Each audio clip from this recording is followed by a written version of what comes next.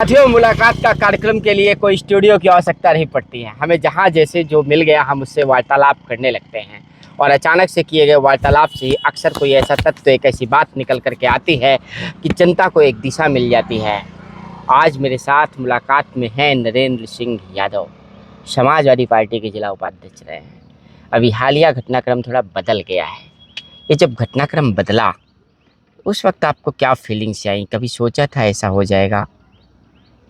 देखिए, जो भी घटनाक्रम बदला, एकाएक चूँकि मुझे कोई जानकारी थी नहीं क्या हो रहा है क्या नहीं हो रहा, लेकिन ये सुनने को मिल रहा था संगठन की ओर से उपेक्षा की जा रही थी लगातार। तो कुछ जानकारी ऐसी थी नहीं कि हमको पद से हटाया जा रहा है या किसी के द्वारा हमको ना जानकारी दी गई, ना संगठन की ओर से ना जिलाध्यक्ष जी के द्वारा। कोई नोटिस नहीं दी गई आपको? मुझे कोई नोटिस नहीं दी गई, ना ही मुझे कोई जानकारी, ना मुझसे कोई सवाल जवाब किया गया। कोई नोटिस नहीं, सीधे एक लेटर आता है अरविंद सिंह जी द्वारा जारी किया जाता है और उसमें अरविंद सिंह जी का लेटर पैड है, उनके दस्तखत हैं और यहाँ लोकल स्तर पे ही वो मेरे पद से हटाए जाने की खबर जब देखता हूँ मैं तो मुझे समझ में आता है कि हाँ, मुझे हटा दिया गया। क्यों हटाया गया ये मैं भी नहीं अभी तक समझ नहीं पा रहा हूँ। आपका एक जो ऑडियो वायरल हुआ था, कारण वही बताया गया, वो दो पक्ष के मामले का ऑडियो था कुछ।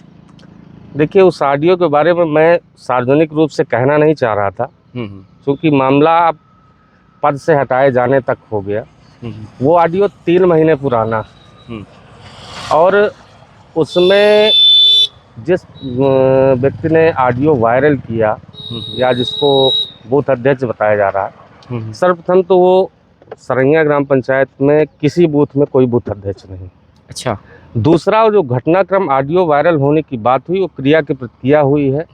उधर से भी ऐसा कुछ हुआ कि हम भी भावावेश में बोल गए, उसका पछतावा हमें भी रहा, क्योंकि हम भी चलाते हैं सोशल मीडिया, लेकिन हमने ये नहीं सोचा कि क्योंकि मोबाइलों में रिकॉर्डिंग होती है, मुझे भी उधर से मैं चाहता तो मैं भी रिकॉर्डिंग कर सकता था, लेकिन मैंने रिकॉर्डिंग नहीं किया। दूसरी बात, उन्होंने रिकॉर्डिंग किया। अगर पार्टी का कोई लायबल आदमी होता या पार्टी के हित की बात होता तो उसको पार्टी फोरम में रखनी चाहिए और उसको सार्वजनिक प्लेस में नहीं रखना चाहिए। उन्होंने सार्वजनिक किया तो जिलाध्यक्ष जी ने हमको नोटिस दिया, हमने नोटिस का जवाब दिया, जिलाध्यक्ष जी संतुष्ट रहे। अब 3 महीने बाद अगर उसी क्रम में मुझे ये किया जा रहा है तो 3 महीने बाद उसको क्यों ये किया गया, ये मेरी समझ से परे। आपकी जो एक सोशल मीडिया की जो एक पोस्ट थी, अभी आपने लिखा कि पूर्व मैं हो गया हूँ, कोई और भी पूर्व होगा, ये बाण किस ओर मारा गया था? देखिए, जिला संगठन या राजनीति में कोई पद स्थायी नहीं होता, चाहे आप संगठन का कोई पद हो या इलेक्टेड पर्सन का कोई पद हो। अच्छा। मैं भी प्रधान रहा हूँ, पूर्व हूँ, पिछली बार 24 वोट से हारा तो पूर्व हूँ। मैं इसके पहले छात्र सभा 2003 में छात्र सभा का जिला अध्यक्ष रहा समाजवादी पार्टी में। इसके बाद मैं जिला सचिव रहा। मैं चुनाव लड़ने वाला हो, उसकी भूमिका हो या संगठन के व्यक्ति की भूमिका है, किसी की भूमिका है, संदिग्ध परिस्थितियों में आप इस बात को कह रहे हैं हटाए जाने के पीछे? बिल्कुल निश्चित रूप से, अगर मैं पूर्व हुआ हूँ तो मुझसे पहले भी उपाध्यक्ष रहे, मुझसे पहले भी संगठन में के विभिन्न पदों पे लोग रहे, वो भी पूर्व हुए। अच्छा, भाजपा में लोग बड़ी अनुशासनहीनता करते निकल आते हैं सामने। चुनाव के टाइम पे आप देखते हो कि कितनी बड़ी बड़ी अनुशासनहीनता हुई, लेकिन वहाँ ऐसी कोई कार्रवाई नहीं हुई आपकी पार्टी में। और अगर कहा जाए कि जिस यादव जाति को लेकर के हमेशा विरोधी टिप्पणी करते हैं कि यादवों की पार्टी है, तो यादव हैं आप, और अगर आपका by phone face to face किसी से वार्तालाप हुआ तो यादव को हटाया जाता है, तो बड़ी बड़ी बात है ना ये। इसको किस नज़रिए से देखते हो आप? मैं सिर्फ इतना कहना चाहूँगा, ये बात सही है सौरभ जी, आप भी जान रहे हैं किधर जब से संगठन चला, संगठन में अग्रणी भूमिका थी जी। और मैं स्वर्गीय राज बहादुर जी के ज़माने से काम कर रहा हूँ। उन्होंने हमको राजनीति में सिखाया, कुर्ता पैजामा पहनना सिखाया। उसके बाद भैयालाल जी रहे, उसके बाद अनुज जी रहे, उसके बाद मौजूदा शिवशंकर यादव जी हैं। लगातार सबके साथ मेरा काम करने का अनुभव रहा। और चाहे धरना प्रदर्शन हो, राजनीतिक मुकदमे भी लगे हमारे ऊपर, हर चीज़ में अग्रणी भूमिका रही। इधर क्या हुआ कि जो पद में बैठा होता है उसका निश्चित रूप से कार्यकर्ता विरोध होता है, क्योंकि जो काम करेगा उसका विरोध होगा।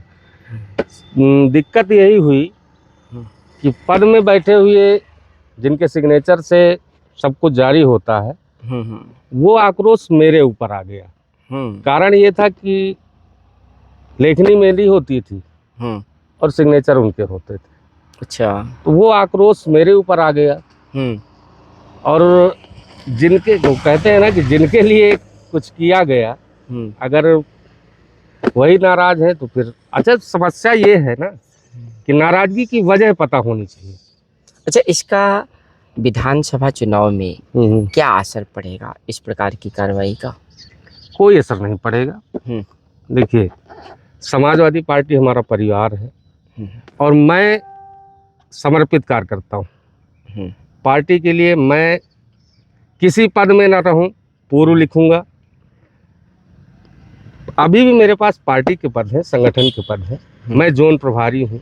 मेरे जोन में 7 सेक्टर हैं, 70 बूथ आते हैं। तो प्राथमिक सदस्यता से मतलब आप इस्तीफा नहीं देंगे? ना मैं प्राथमिक सदस्यता से इस्तीफा दूंगा, ना ही मेरी पार्टी से कोई नाराजगी है। हाँ, हालांकि नाराजगी मेरी किसी से नहीं है। भाई, आपका निष्कासन किया गया, आपको प्राथमिक सदस्यता से इस्तीफा दे देना चाहिए था। मैं पार्टी, सुनिए, हम अखिलेश जी के सिपाही, हमने श्रद्धेय नेताजी के ज़माने से समाजवादी पार्टी की राजनीति शुरू की, सीखी। हम किसी पद के मोहताज नहीं है कि हम पद में रहेंगे तभी हम पार्टी का काम करेंगे।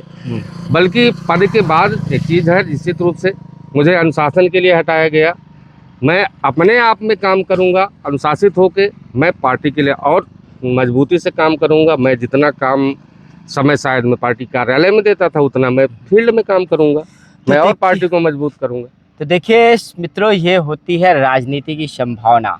जो समर्पण दिखाएगा उसकी संभावना कभी ख़त्म नहीं होगी। पार्टी बेशक निष्कासित कर दे, लेकिन कार्यकर्ता जो होता है वो यही कहता है कि मैं पार्टी के लिए काम करूंगा।